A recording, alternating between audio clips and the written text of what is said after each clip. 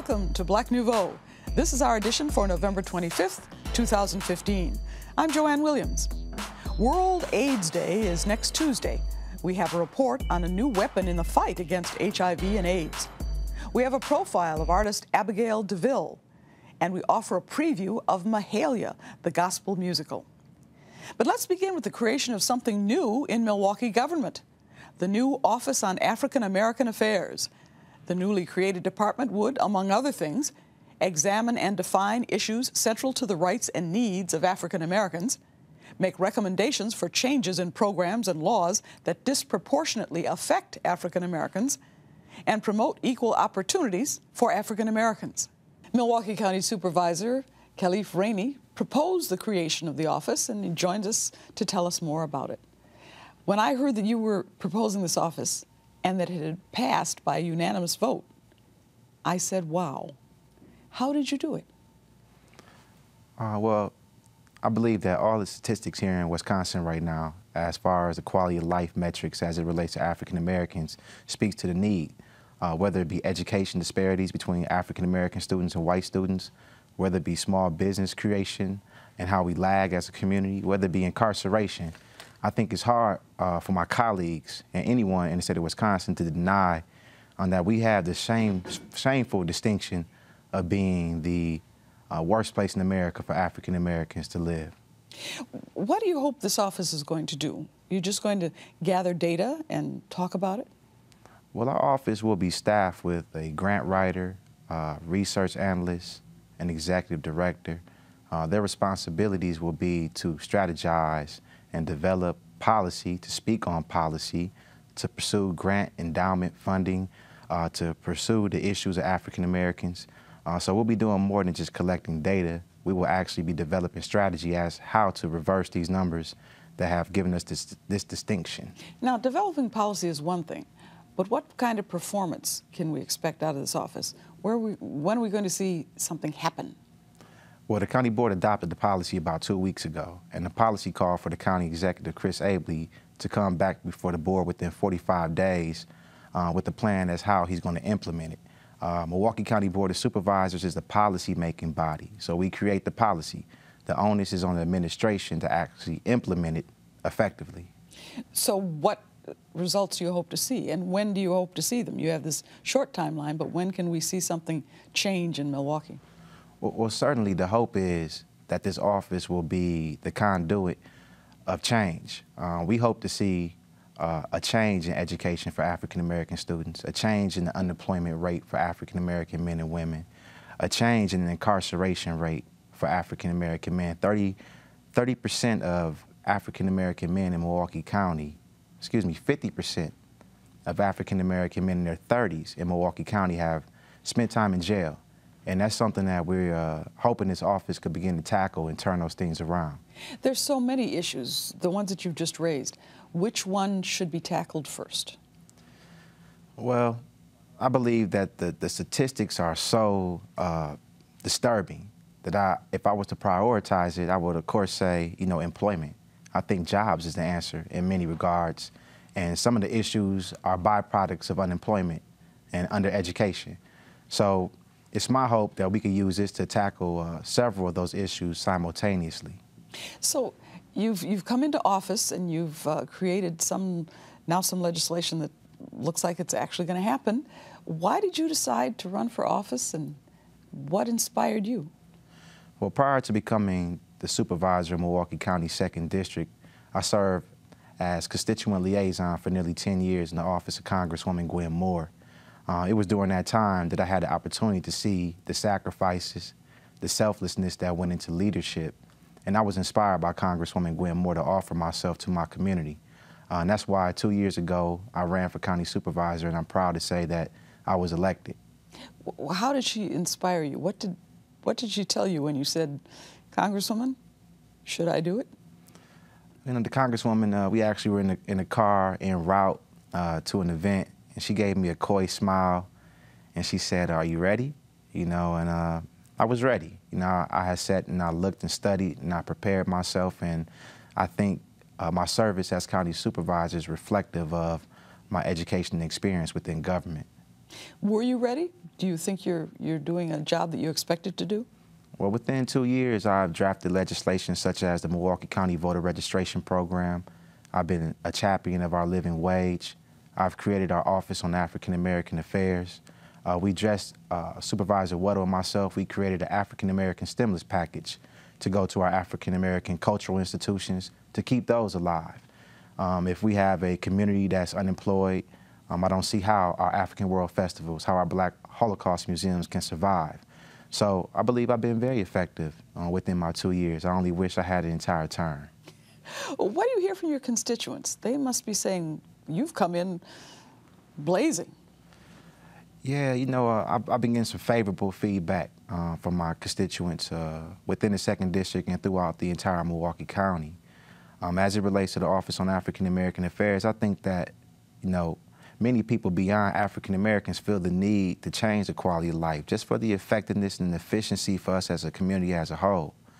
So there's been a groundswell of support for it from the business community. I've been contacted by corporate Milwaukee who has an extreme interest in this office, and I'm excited to see where it goes, and I'm excited to see what the future holds for me as a man of service in my community.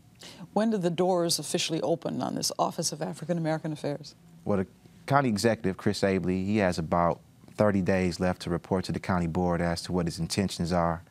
I look forward to hearing from him as far as he foresees his office operating, and I guess we'll know more about it once he comes back with his plan.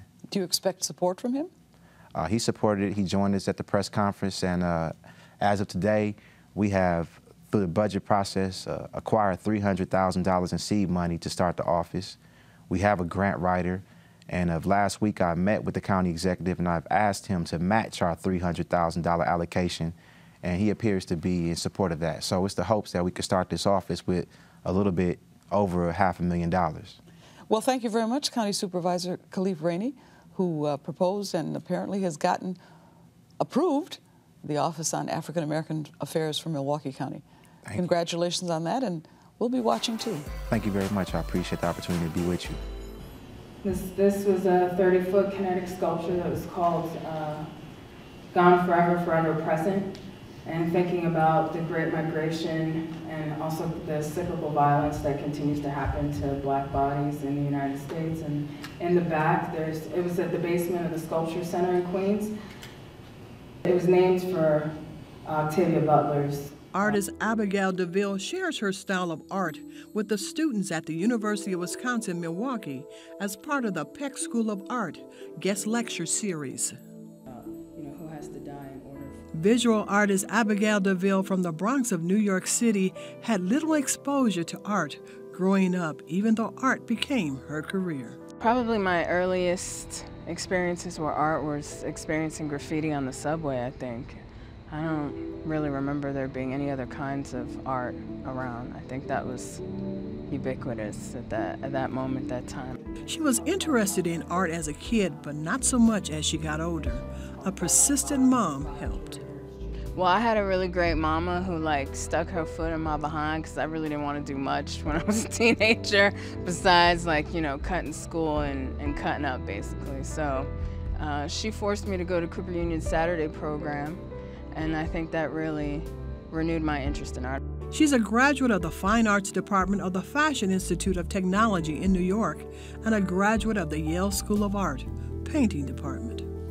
I'm continuing within a tradition of making that's happened since the 1950s here in the United States, and then also in Europe with using assemblage and found materials, and then also having lineage with the artists that were making assemblage work in LA after the Watts riots. And I think I really like to use the remnants of everyday life to talk about larger ideas within society as a whole.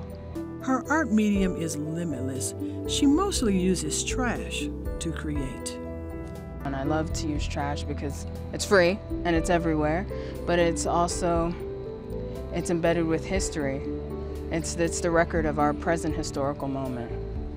When I go to different locations to do site-specific installations, I research the history of the particular location, and I gather local trash to try to talk about some little-known fact that's pertinent to that historical location. I think I'm telling stories within American history through our trash, through our day-to-day trash. So I think that's my main objective, is to tell lost narratives and kind of purposely forgotten stories within American history. Does your art dictate the medium you use?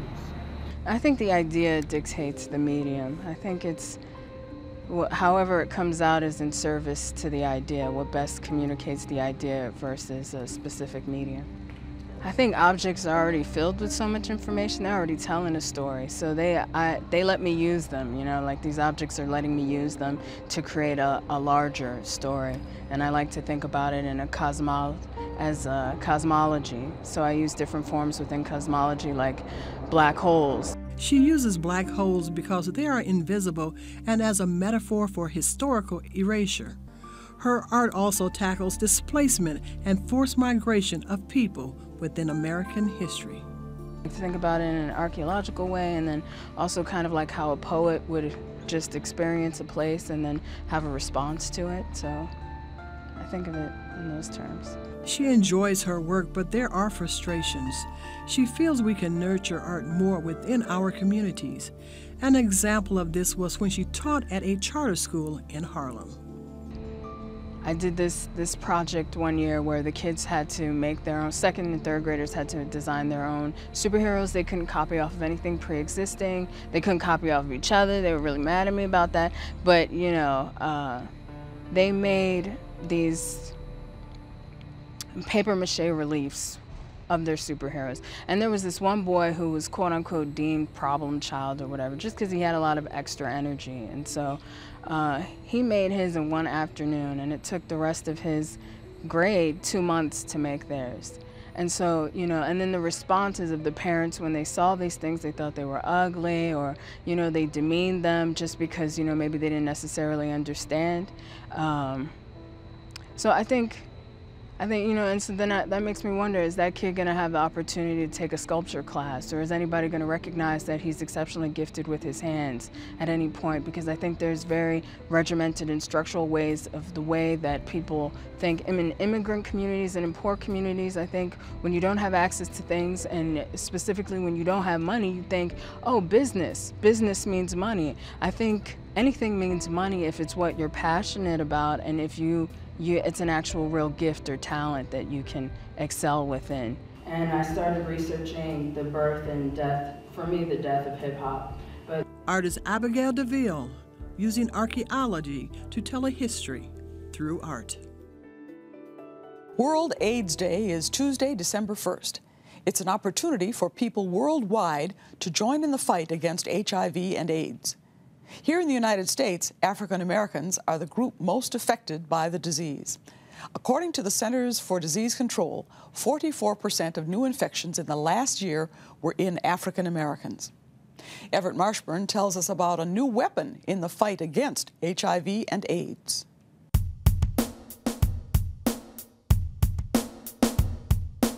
There are more than 1 million people in the United States living with HIV. Many of them are unaware that they carry the virus.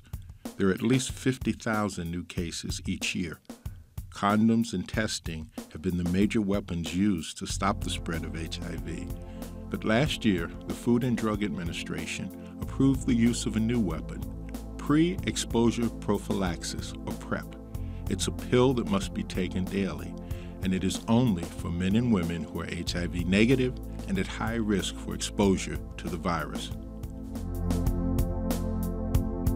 Theo Braden is 30, openly gay, and a program research assistant for the PrEP study at UW-Madison's Division of Infectious Diseases. He became interested in PrEP before he started that job because he heard about it from a friend. He was telling me all about it and ranting and raving about like how good this drug was and how it was spreading like wildfire. So the cool thing to do is to kind of be on it. So that was kind of, you know, a lingering thought. But then growing up in a poor neighborhood, a poor black neighborhood, like I saw the devastating effects of HIV/AIDS. So it's always been near and dear to me. So I know like the reality of the disease, and if there was a way to prevent it, even if I am protecting myself all the time, you know, I was sure gonna jump on board with it. I grew up in Tampa, Florida, like in this project complex called Review Terrace, and it was really run down. It was, you know, lots of, you know, drug addicts, and so it was just, HIV was rampant. I didn't see too many gay people, because I identify as gay, but there were lots and lots of heterosexual people who were HIV positive. And I think because HIV wasn't really talked about, it was talked about in terms of being like that stuff, or, you know, the ninja is what we used to call it. So we never actually named it and never had discussions around it, I think. That's why it was spreading like wildfire. What about side effects? Did you have any side effects when you started taking PrEP? Well, the thing of it is, it's like when you hear so many stories about, you know, nausea and like having vivid dreams. And so I can recall thinking I had a vivid dream, but I don't think I did. I think it was, you know, imagined. So ever since I've started it, I've had no side effects whatsoever. He's been taking 1 pill a day since October of 2014. You have to take the regimen daily in order for it to work. And so if you skip a dose and if you end up having, you know, unprotected sex, then you could become HIV, you know, become infected with HIV. And the medications don't work, you know, if you are HIV positive. So it's, you know, to make sure that you are getting what you need in terms of healthcare. And so I, you know, get tested for HIV and syphilis every 3 months, and then also with every 3 months I have to undergo a lab panel for to check my creatinine levels, you know, because there is a potential that it might have it might impact your kidneys, and so they check, you know, to look at your creatinine levels and to make sure that everything's functioning well, and everything has been, and I've had no complaints. It's been wonderful. Just as HIV carries a stigma, so does PrEP. Like I think from what I see, there's a lot of stigma about PrEP, which is kind of why I was a little bit, you know, leery of being out about being on it, because there's this association that if you're on PrEP, and that means you must obviously want to be having unprotected, you know, sex.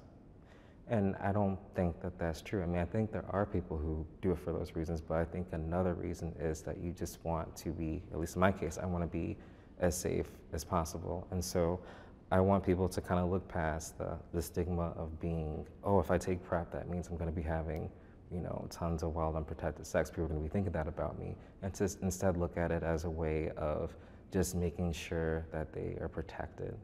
And if you can protect yourself without any side effects, at least in my experience, and why not do that? Imagine that you start taking PrEP once a day. Your body digests the pills, and the medication starts building up protection for your T cells. After taking a pill each day for about a week, your T cells are getting maximum protection. This video offers an in-depth explanation of how PrEP works to prevent the HIV virus from successfully spreading. It can be found at whatisprep.org. You can also get more information about PrEP at the AIDS Resource Center of Wisconsin, arcw.org/PrEP, or by calling 800-359-9272. Next week, Lights, Camera, Soul will present Mahalia, the Gospel Musical, starring Michaela Usher. Here's a preview.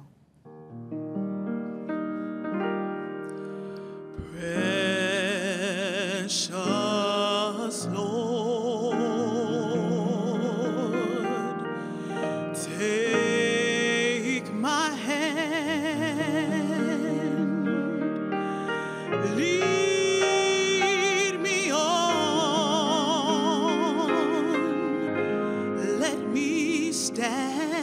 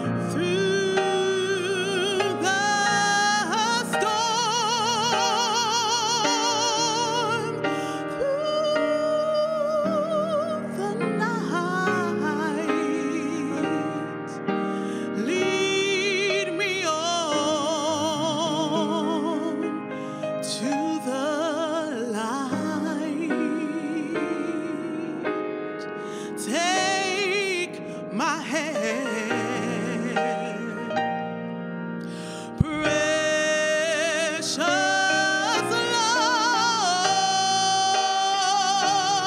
Lord, and lead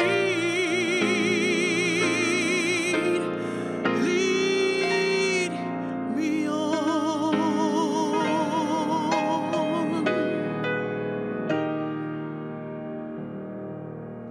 It was a beautiful song, Michaela. What did you want people to know about Mahalia Jackson? I really would like them to know how much she was a pioneer for a lot of gospel artists, artists in general, breaking color barriers and breaking different records. Before you decided to do this show, what did you know about her? Well, I knew a lot about her, not as much as I do now from research, but she's always been a very prominent figure in my life as far as music. What's your favorite part of her singing? My favorite part of her singing is that you can hear her soul. And I think that's one of the most captivating things, is hearing how she can communicate everything that she's ever felt in music. Melissa Verdon, you're with Lights. It's called Lights, Camera, Soul, and that's the organization that's putting on this particular show. Why did you want to do Mahalia Jackson? Well, we felt that there was a need for young people to learn about Mahalia Jackson. She is an icon as far as Black gospel music is concerned, and so most of our older generation knows who Mahalia Jackson is, but the young people are not aware of her. So we wanted to do this production so that young people could learn who Mahalia Jackson is and what message she has for young people as well. Tell me a little bit about the show. Is it the story of her life, or is it the story of her singing in Washington, or what is it? Well, it is the story of her life. We talk about how she was raised with gospel music, who her icons were, why she sang, why she wanted to sing, and it's basically the story of her life. And where are you going to do the show? Body and Soul Healing Arts Center, and they're located at 3917 North 48th Street in Milwaukee. And what are the dates?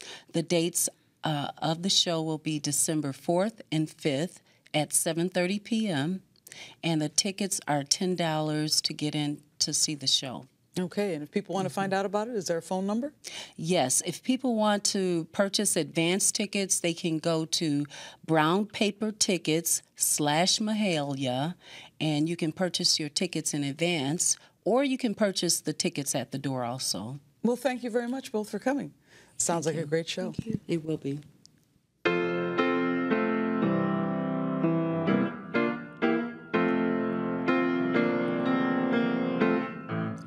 There are some things I may not know. There are some places I can't go. But I am sure of this one thing.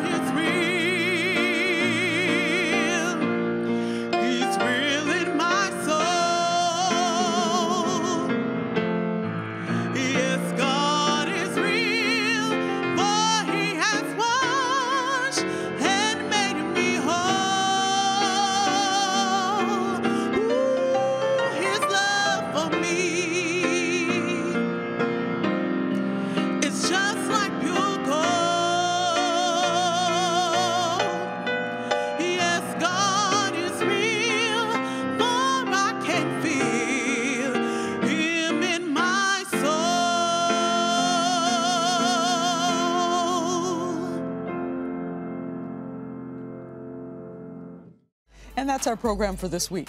And here's a wish from the Black Nouveau family to you and your family. Have a safe and happy Thanksgiving. Thanks for watching. Good night.